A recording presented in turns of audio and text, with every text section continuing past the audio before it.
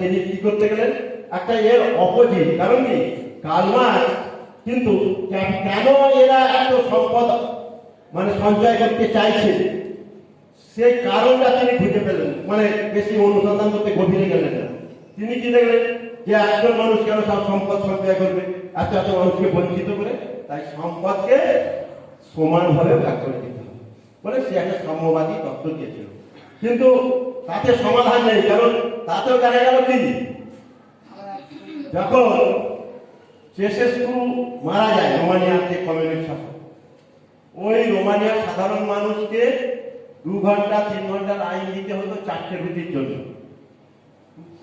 আর সেই দেশের প্রেসিডেন্ট যখন মানুষের জনরোষে তাকে 80 জন গুলি করে মেরেছিল, তখন দেখা গেল মৃত্যুর পর তার রাজপ্রাসাদ যখন দখল হলো, তার যে পায়খানার প্যান্টটা হচ্ছে রূপোর তৈরি ছিল আর বেসিনটা ছিল সোনার তৈরি।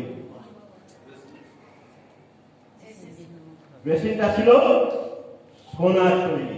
তাই কি হলো, কমিউনিটিকে কি বলা হলো? স্টেট ক্যাপিটালিজম, রাষ্ট্র পুঁজিবাদ, রাষ্ট্রীয় পুঁজিবাদ। কারণ ক্যাপিটালিজমের কথা কি অ্যাডাম স্মিথ পরিষ্কার বলে, সার্ভাইভাল অফ দ্য ফিটেস্ট, মানে যার যোগ্যতা আছে, যার ক্ষমতা আছে সে টিকে থাকবে।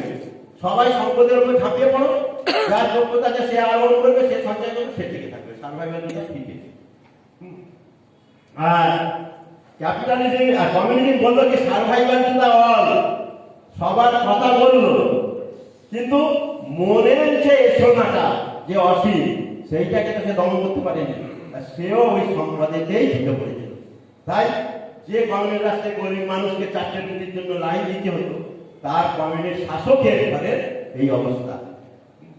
তো এইখানে এই জন্য বর্তমানে এই যে সমস্যাগুলো দেখছি আমরা, এর কারণ হচ্ছে এইখানে লুকিয়ে আছে, অর্থাৎ এই সম্পদ, সীমিত সম্পদের আর চাহিদা সীমাহীন, এইখানেই হচ্ছে মেন সমস্যা। তার জন্য যে ওদের দৃষ্টিতে অ্যাকচুয়ালি সমস্যাগুলো কি কি আছে আমরা যদি এবার দেখি,